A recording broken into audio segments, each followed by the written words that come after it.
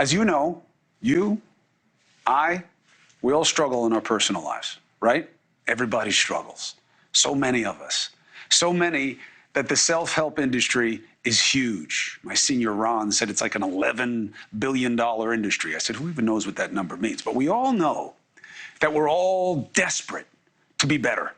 Better partners, better parents, better people, right? Obsessed with getting thinner, stronger, smarter, better, right? It is my complete fascination with life is to try to be a better version of myself. Why? Because I care, because you care, because you see value in that for the people around you that matter probably more than yourself. Anyone who's a parent, isn't that the definition of love we wind up arriving upon? That you care about the well-being of that person, of those people, more than you do your own. Conversely, we do not live that way in our political lives. We do the opposite, and we do it on purpose. Why? Because it works. Because the game rewards nasty, rewards showing who and what is worse. It's a binary game, only two sides. What does that mean? It's necessarily zero sum. Someone has to lose for the other to win. And all the players, pundits, and even many in the media play along with that because that's what works. Our politics are about all the things that you lament in every other aspect in your life and would never tolerate there. It's a gotcha game. That's the virtue. Who is worse wins. That's what wins, saying that somebody else is worse. You must be good at nothing. You must do nothing. You must just show that the other is worse. Canceling. A world where what is negative sells as a proxy for actual insight. How so? Say something nasty, you're being tough. Read a piece or a commentary where someone says something nice, they're being soft. That's a pass. You see it in the choices of what we decide to focus on. Gas prices suck. The pain is real. Sells. They did go up a lot. You know what the truth is, though? They're down to levels we saw a year ago. Why isn't that in the media as much? Because negativity drives. And you're never going to hear somebody who said something was bad say it's now better. Doesn't sell as well as a problem does. And Democrats are not great at selling themselves. Now, by the way, you know why I care about this? The reduction of the gas price is proof that America does not control gas prices. And people keep saying it to you like if we were to just drill more, our prices would go down. That's a lie. It's a gross exaggeration of what they know is a world market. The reason prices are going down right now is because of what OPEC is doing and what Russia is doing and how the world market feels about a coming recession. Okay? But they play you for fools because the players know that the right thing doesn't always get them a reward. Biden equals bad on the economy. That works. Hey, it's up to him to prove it's not true, right? Now, some facts. Does Biden do a lousy job of selling his achievements? Yup. Is that on him? Yup. May that compromise his ability to get his party's ticket again? Yup. All true. It's also true that Democrat presidents have stewarded more up economies. Did you know that? Okay, so let's just deal with this presidency. Let's take the reality of the pandemic out of the equation. Everything I'm going to tell you right now, everyone in the game knows. The players know it, the pundits know it, the media knows it. But they don't talk about it. Why? Because they don't think it's worth it. Biden's job growth, if you look at them, including the pandemic, kills Trump. Why? Well, because of the pandemic rebound. Just like the checks that Trump started and Biden continued ramped up inflation. Inflation started before Biden. Everybody knows that. They don't say it. Why? That's the game. So why does it always seem, and polls reflect, and a lot of the media perception is that Trump had a really great economy. He really did well compared to Biden. Really? Really? Based on what? Well, the inflation. Inflation started then by what was happening. Oh, yeah, but gas prices. There are a lot of reasons for that. Oh, you're just making excuses. True, and that's their job, not ours. But I'll tell you this, and try to refute it. The infrastructure bill that Democrats passed, right? Remember that? It was like a really hard negotiation, right? The right didn't want to be part of it. It's going to put jobs and money into communities and projects in red and blue states like nothing we've seen in a very long time. Fighting it was mostly about the politics of perception, of opposition as the right position. And that's why the right now is gobbling up project money, right? Look at who's turning it down. Nobody. When it comes to helping the country, the TWIC program is a game changer for our manufacturing base. It will change Arizona's job and growth markets for decades. It dwarfs anything that Trump celebrated for helping manufacturing. You probably don't even know what I'm talking about because there's no advantage in problems. It's solutions. That's what should matter. But only problems matter. The advantage is in problems. TWIC, the Taiwanese semiconductor and manufacturing company. TWIC. That's what it is. You really haven't heard much about it. Part of that's on him. Now you'll start hearing, well, you know, it's going to cost us as much as it's going to make us. That's BS. It's poison politics. Because let me tell you something. One, that's not true in the economic projections. And two, anywhere in the world that has a big manufacturing base, they put a ton of money into it. That's why. Also, hold on. If you compare that with what was the big thing that Trump did? The tax cuts. What do the Republicans want to do right now? They want to make permanent the tax cuts. The tax cuts that didn't pay for themselves. That's a fact. The tax cuts that grossly benefited the top more than the middle, which is what it was called. You know, you talk about how the Inflation Reduction Act didn't help inflation. True. And do you know that the middle class tax cut from Trump didn't help the middle class? Because they're all playing you all the time because it's what works.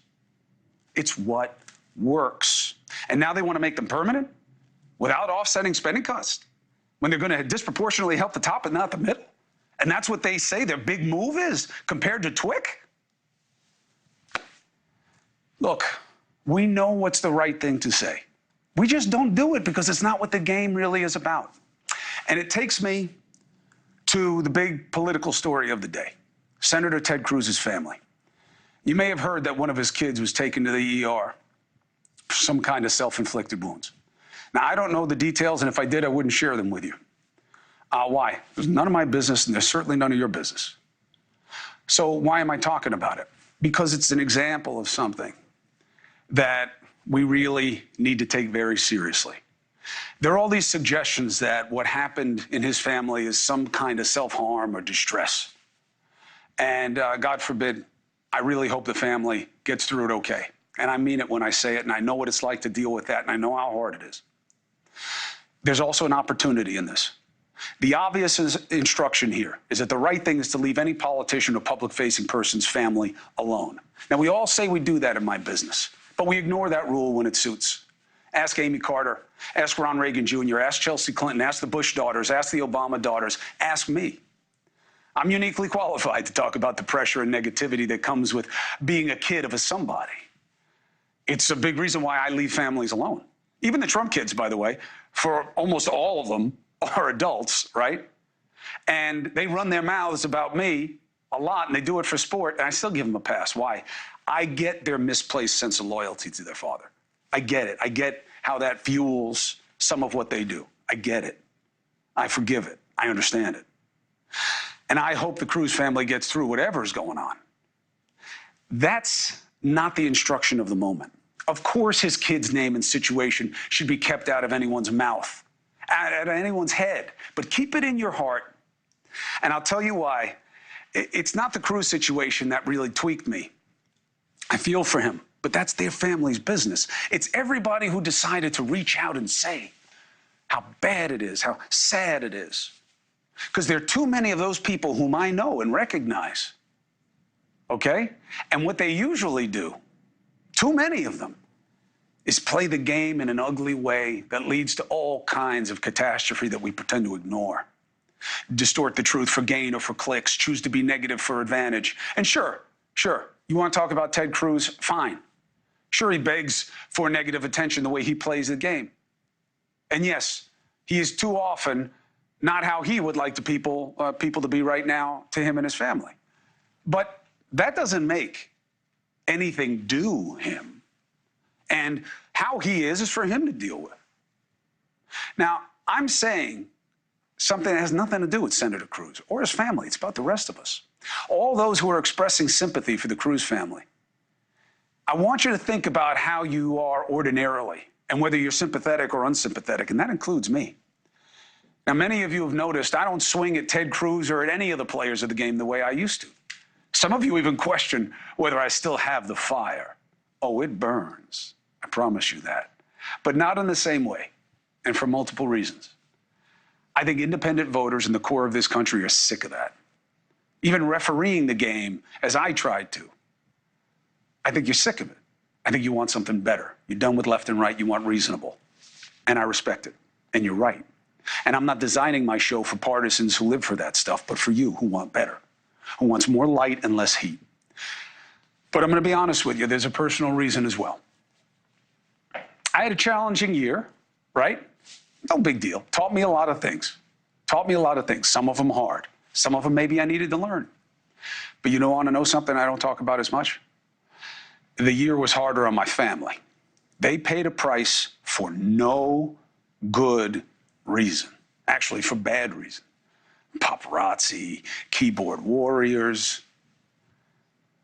They were put in a bad position and forced to answer for things that they had nothing to do with because of my decision to help my brother. And because too often we're too mean to too many people and we do it for sport because it works, because negativity is a proxy for insight. And all's fair in love and war, right? Now, what kills me is I didn't see it coming for them. Kills me. And as someone who grew up being bullied and all the good stuff that comes along with who my daddy was, you'd think I'd know better. You'd think I would have picked a different line of work. And there I was, repeating the same problem, doing it to my own, and I hate it.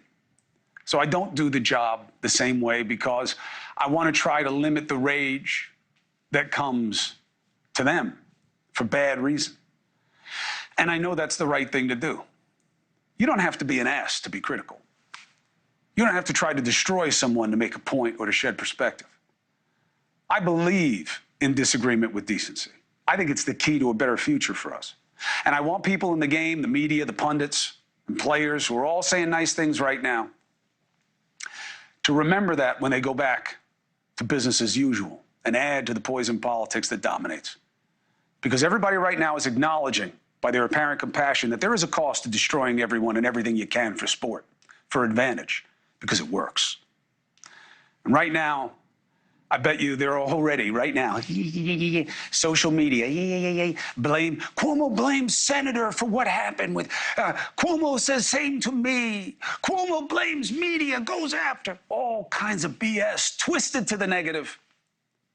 And they know it's not fair. They know it's out of context, but they're doing it to score points. One crab tries to climb out. What do the other crabs do? Chick, chick, chick, chick, pull him back down. Now, it's the wrong way to play the game, okay?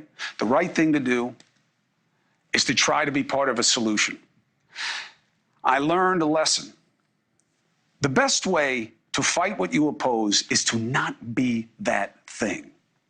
Not to just attack what you oppose. That's easy. Can we be better? I wish better for the Cruz family. I hope the senator is okay. I hope his wife is okay. And I hope the kids are all where they need them to be. I really do. And I really hope that the rest of us take a message in it. Because it doesn't have to be directly related. It doesn't have to have anything to do with it for it to be a moment worth examining.